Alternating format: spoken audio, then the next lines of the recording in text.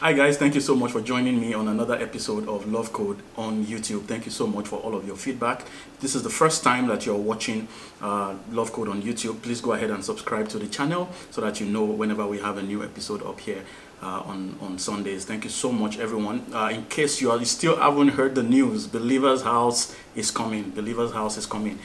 Here in Halifax, Nova Scotia, we are launching a new local church in our city, and it's been an amazing journey. In fact, just a few hours ago, in case you missed it, we had the very first online premiere of Believer's House. Just talk about the church and give people a taste of what is to come. And we're going all out. We're out on this journey, and God is helping us. So just wanted to invite you to join us. Watch that video. Subscribe to the church YouTube channel so that you can get updates and know what we're up to, what is going on, and ways that you can participate and be a part of it. All right, thank you so much. Follow us on social media, keep an eye on the website, and God bless you. All right, today we're going to talk about something very, very interesting, and that is this issue of a white wedding versus a traditional wedding.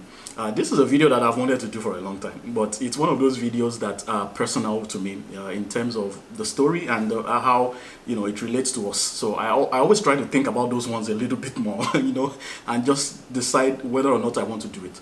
But the question keeps coming up, and people keep having that debate about that, and it's a challenge for most people because of the way that the society has made things look.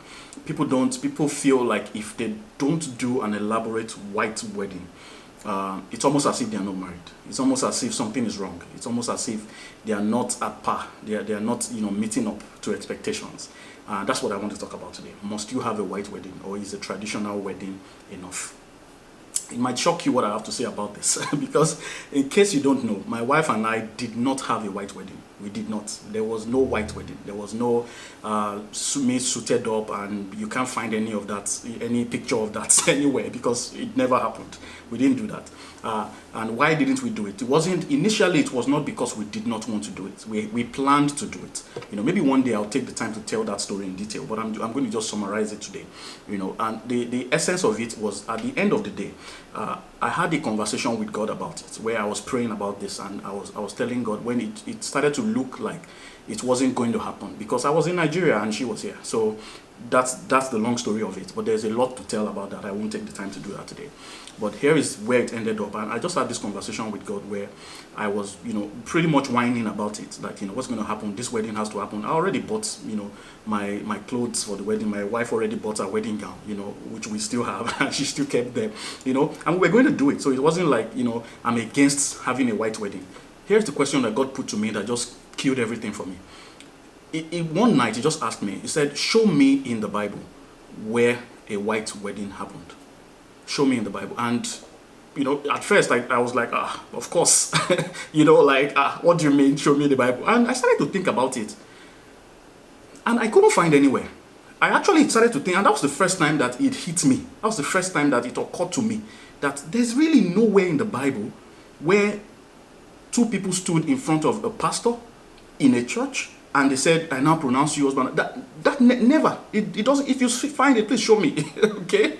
It's not in the Bible. So I started to think about it, that really, wow, like this is amazing. And because God was trying to tell me that the white wedding might not happen and that we should move on from that, right? That's what he was trying to convince me about. But I kept, debating it in my mind. And he said, it doesn't exist. And on the contrary, it began to teach me that what is actually a biblical wedding is what we in Africa now call traditional marriage. That is what is in the Bible, where a man will go to the parents and pay a bride price or do whatever. Look at the story of where Abraham wanted a wife for his son, right? Where they take gifts to the parents and they take the wife. That is what is actually a biblical way of getting married. Not this, and what we call white wedding, which has almost become the symbolic Christian wedding, is actually the traditional wedding of the white man. So it's not like, if you don't do that, you are not married. That thing that you are calling white wedding, that is now the it's almost like if it's not white, it's not right. Which is almost like if you don't marry that way, you are not yet married. that thing is actually the traditional marriage of the white person. So your own traditional marriage, which is, and I know again that there are so many things that go on, which is all this, fetish things, all these things. You don't have to do all of that. All of that is based on some African traditional religions. You can remove all of that from it, right? But that thing that you call engagement, that thing that people just now call engagement, almost like, that's not the real wedding, it's just a pre-wedding. That is the thing that makes you married. The fact that you have gone to the parents of the person and they have handed their daughter over to you, or however it is, right? And you have done what the parents required, or if the parents are no longer alive, the family, right? You have paid a bride price, or you have brought gifts, and they have willingly released their daughter to you. That is your marriage. But that one now, we have now converted that. And this is mainstream. And I know what I'm saying now is not popular at all. In fact, I can imagine the kind of feedback I'm going to get. But you can prove me wrong. Like I've said, you can actually go and show me in the Bible where, two people stood, wore a wedding gown.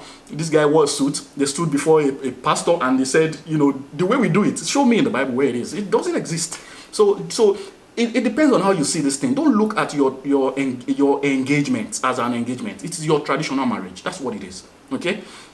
Which is what we did. But before, in the morning of that day, we did something that looks like an engagement, which is like what we call introduction, And we have kind of like shifted the bars now, right? Where the introduction that is supposed to be the engagement, we call it introduction. Then we now do traditional, we call it engagement. Then we now do the real wedding, which is the way the tradition. And when you say tradition, it's simply talking about your culture, which is the way the white man does his own wedding. You have turned that into the real thing, that this is the wedding, and it's just the way people see this thing. So that doesn't exist. So and again, please hear me here. I'm not saying that if I had my way, I would have done it. Like I said, we already had the gown, we already had everything, but I couldn't find it in the Bible, and because the circumstances did not permit us, we decided to move on. We just decided that, this thing is not a requirement, right? We did the traditional, wedding, and then we went to the registry. We did registry.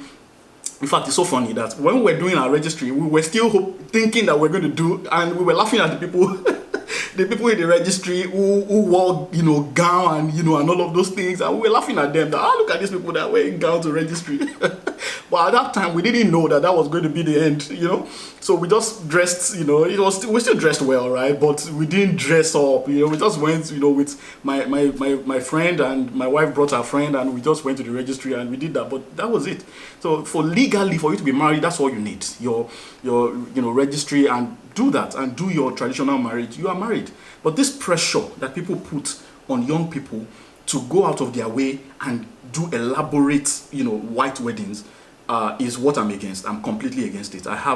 There's nothing in me that, listen, you can take your partner, you and your partner, take your friends, go to the registry, right?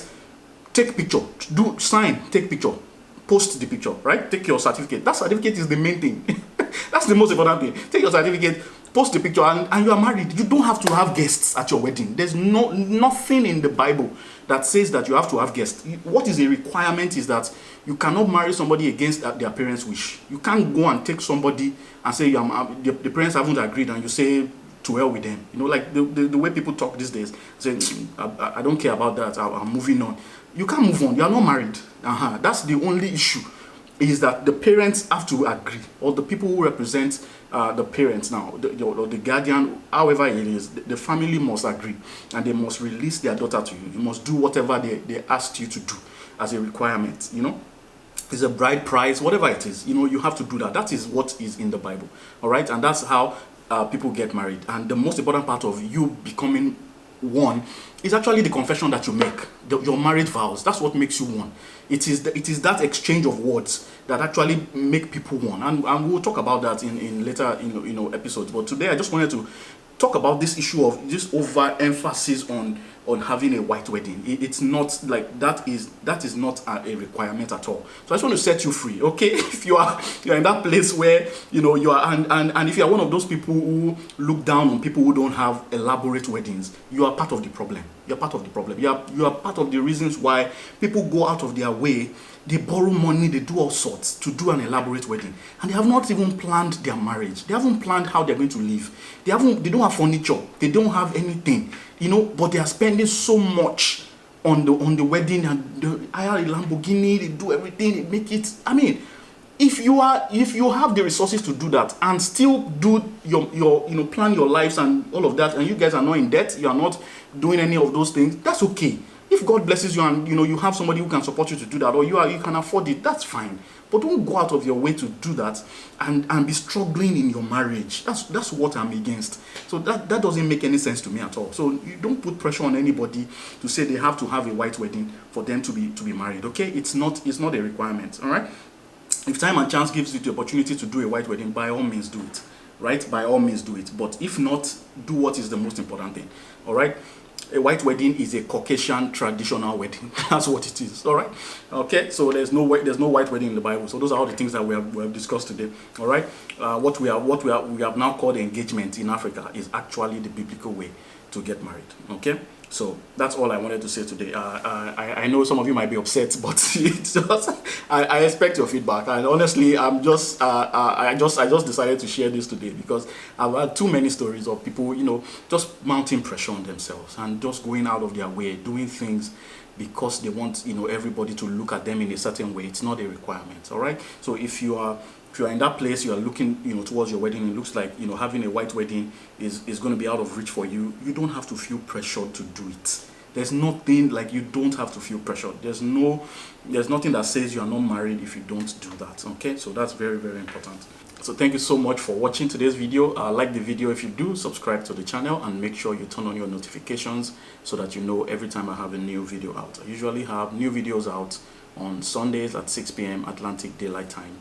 I have a new video out, and don't forget, Believers House is coming. Believers House is coming, and we are making plans. We're getting ready to launch this local church. We had a premiere online service today. If you didn't catch that, you can watch it here and subscribe to the Believers House channel so that you stay informed and see all of our progress. And you can follow us online on all our social media platforms and just stay connected with what God is doing here, and we will keep you informed. Until I see you again next week, God bless you.